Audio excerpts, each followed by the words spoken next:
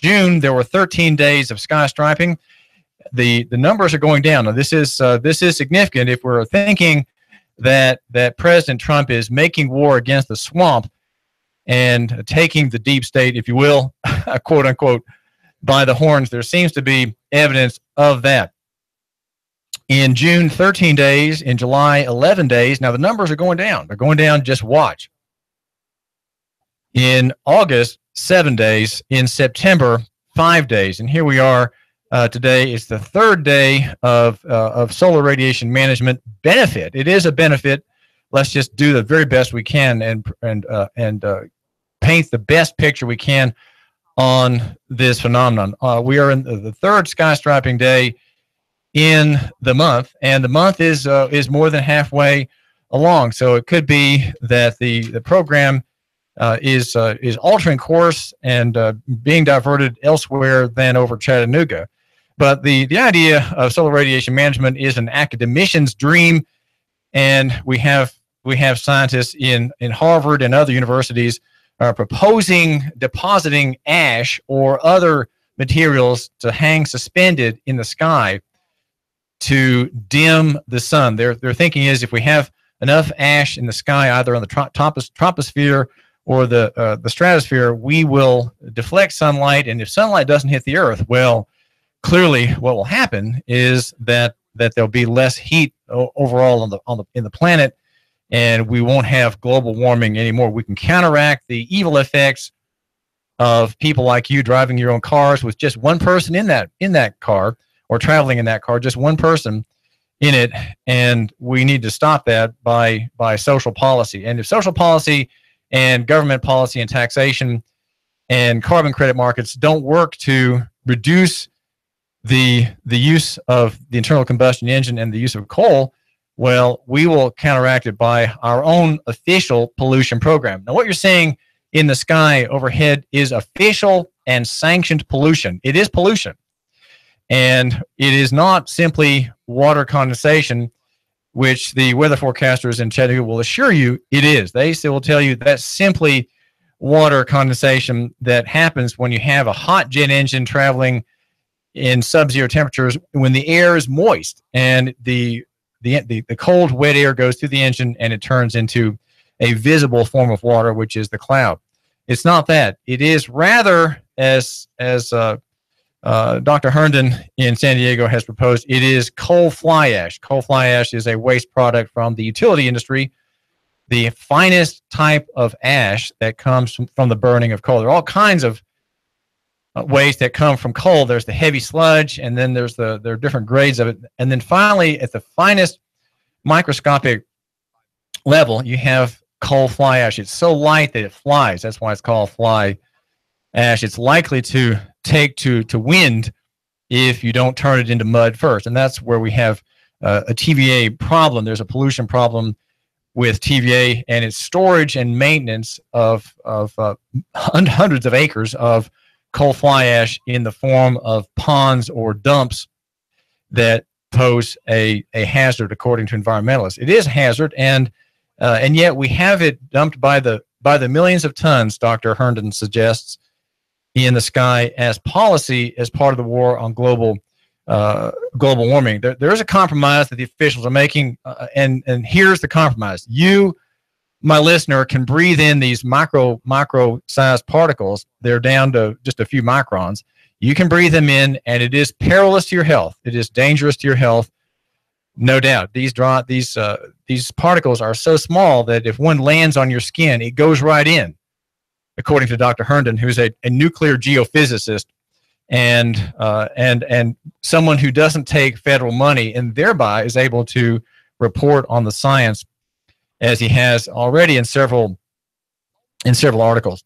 And these are very fine particles, and their benefit is that they contain metals, and they contain mercury, among other ones, and they are reflective if deposited in the sky. And that's what's happening right now over the sky of Chattanooga. Just look, the rate again is less. So we can say maybe President Trump is demanding an end to the program, but I can only speculate on that, and I doubt that that's the case.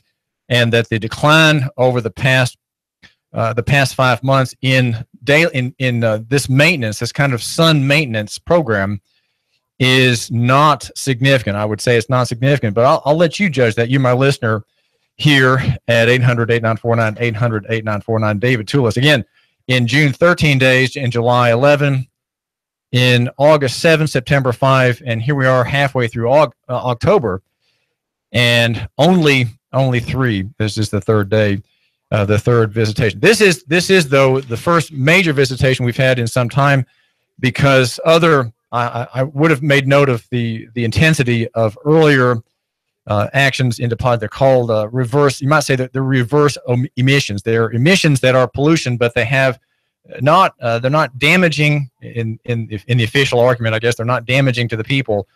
And in the trade-off, you suffer, but the planet gains. That's typical of government thinking. You suffer, and the planet gains. We don't have to worry about collateral damage when we have the larger view. We have the national interest in view, and so we are dealing with that today, the third day of the month in which we have this phenomenon. It is a government program. This is not happenstance. These jets in the sky intensely this morning are not routine passenger jets, right? These are not jets that have lost their way. Remember, the passenger jet system is very dull. It's very dull. The jets fly the same course every day, and there are no variations. Like a bus. A bus line has a very rhythmical, dull, and routine operation. Today, we're not seeing regular air traffic. We are seeing something that is extraordinary. And I do welcome you here to the David Tulis program at 92.7 FM and 95.3 HD4 on Channel 4 on high definition, the digital line. We are making note of the news today. Hope to look at whether or not we want the treasure of other countries to live in Chattanooga and Hamilton County. We have conservatives, and we have many Christian people who join in the cause against strangers, aliens, and visitors in Chattanooga. Perhaps informed by the City Council of Chattanooga, which doesn't want visitors to come here either freely. Visitors can come here only if they can get through the Airbnb, the ban on Airbnb. The city wants there to be no visitors unless those people come here in the short-term vacation rental market through a licensed and professional and acknowledged and permitted Airbnb home. And so we have a sense from our government, led by our government possibly, to be suspicious of strangers and to really not want them here unless they're closely monitored. And the hosts closely, intensely taxed, regulated, monitored, and permitted in an ordinance that we've analyzed here at Nooga Radio as unconstitutional on several important points. The coverage, of course, led by Nooganomics.com, our chief sponsor here on the David Tulis program. And we'll look at the question of whether the DACA program, the Deferred Action on Childhood Arrivals program, is something that should be ended. Because if you take my perspective, my local economy and free market perspective on that question, we want there to be the treasure of other countries to be here, right? To be adopted here. We want the children of other people to be here. That is a benefit to us and a loss to them, right? If a Guatemalan family has 5 children and they are here now, they've grown up, they're in high school and college and even working, Guatemala's loss is our gain. We are gaining because of these people who are here, and they are affectionate to their place here.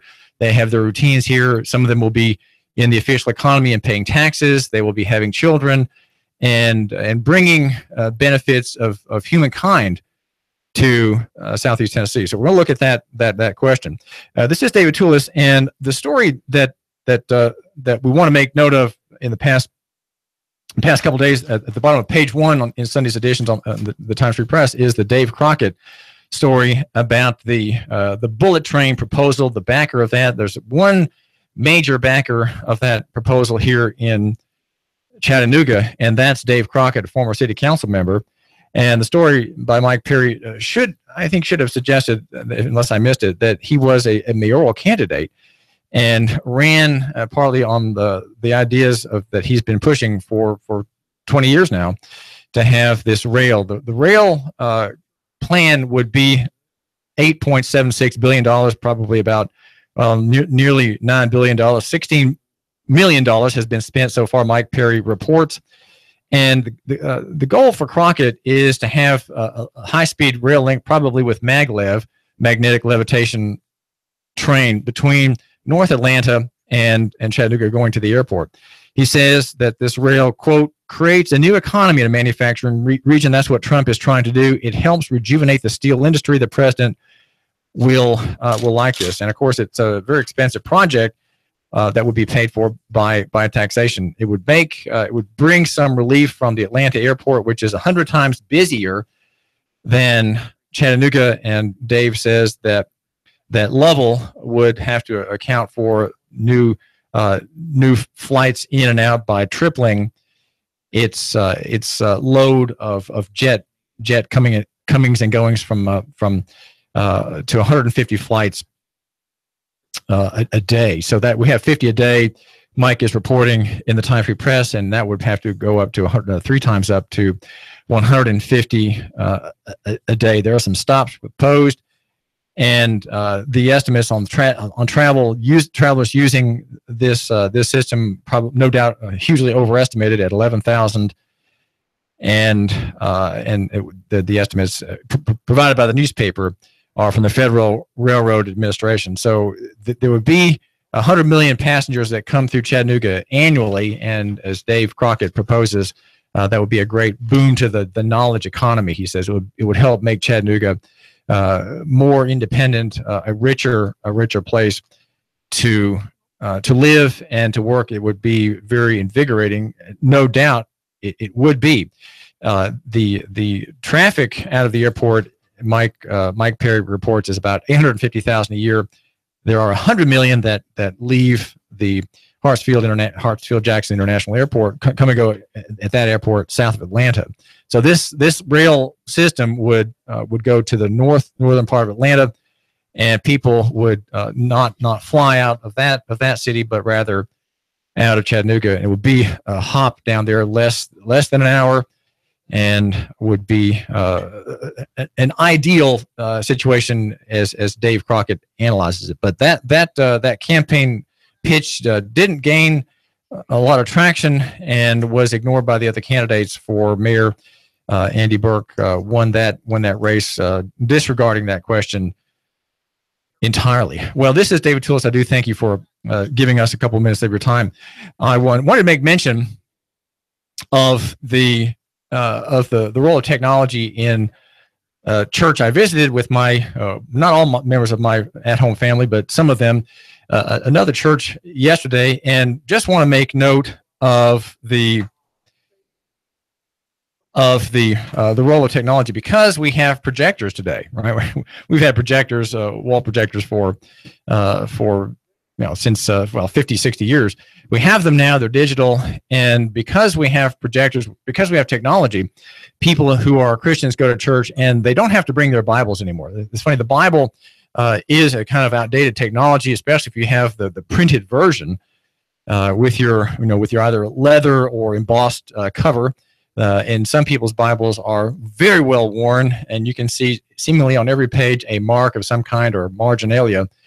And a physical book is a delight to have, but when we have the Bible printed, when we have the passage for reading in the bulletin, or you have the passage projected on the wall, then there's no need for the Bible, or so it would seem. I think that having a Bible is important, and I think that possibly Christian ministers and church governments around Chattanooga are making a mistake, because what they're doing is they're subsidizing the leaving of the Bible at home on the day of worship, right? The day of worship is when you get together with God's people, if you are a Christian, and you worship, and what you do is you hear under a ministerial duty, you hear a sermon preached based on this law, which is the Bible, this revelation, which is the Bible. And you have your own Bible with which to make comparison, right? And that's why you have your own copy. either on your phone or on paper. But no Bibles in the church is subsidized. And how can the young people know that Nahum comes after Micah, that Habakkuk is next, that Zephaniah then is next, and that the last three books of the Old Testament, when the reading gets there, are Haggai, Zechariah, and Malachi? My sons, two of my sons, when they were being catechized as young boys, they jokingly referred to Machikii. They had their own little, as they rattled off the names of the books of the Bible in order, he would say Machikii, David did, who's now in his early 20s, and I knew he meant Malachi. How would you know that if you don't have the Bible in hand? Well, it seems like that technology is surpassing old forms in another way as well. Yesterday, I had a son going to a church event, not the home church, but another church where he wants to go, right? A very lively church with an emphasis on the Holy Spirit. And he asked to be able to go to the youth group evening event, which I said, sure, I'll take you there. And as I was waiting for him, I had a phone call with the gnome of Strawberry Plains. The gnome is a carpenter, and he's done so much work on his knees and with his arms that his arms are hurting. His shoulders are just in great pain. He can't barely get about. And it was very nice to speak with him. We were talking about the Jay Hirsch case, about the distinction between traveling and driving, between steering your car in a private use on the public right-of-way versus operating a motor vehicle in commerce, which is what everybody seems to be doing. And he said, well, how come Jay Hirsch in his appeal, which he lost, he had a negative ruling in the Court of Appeals, how come Jay Hirsch doesn't seem to have argued about the possibility that administrative law cannot prevent the exercise of a constitutionally guaranteed, God-given, inalienable or unalienable inherent right, such as the property right of movement? How come Jay Hirsch didn't make that point? And then he went on to explain that, well, because we have this system that is extra constitutional, it's outside of the law. The system that we have regulating people in commerce is outside the law. It is sort of parallel to the law, above the law. And that's because, well, we have technology, right? We have these cars, we have so many cars, we have so many trucks. The state can't possibly keep up using the old form, right? The old form is constitutional government, free government for free people. That form simply can't work. It can't contain it does not allow for the rapid, frequent interactions that the state has as aggressor against the people. And so people have to be diverted from their old forms, right, from their constitutional rights down into the administrative realm. So all these traffic cases, all these traffic stops in Chattanooga, these court cases and the harassing by the state of the poor man, the Hispanic immigrant, is done in the administrative realm. So you see, we have technology, we have cars now, and there are many of them. We can't abide by the old form, which is constitutional government. We have to have an administrative government through the executive branch, through the Department of Safety and Homeland Security. We can't have constitutional rights and regulate all those people. So let's get rid of their rights. Let's put them all under us in the administrative realm. David Tulis. The Tennessee Valley's news talk leader, Nooga Radio, Digital FM 95.3 HD.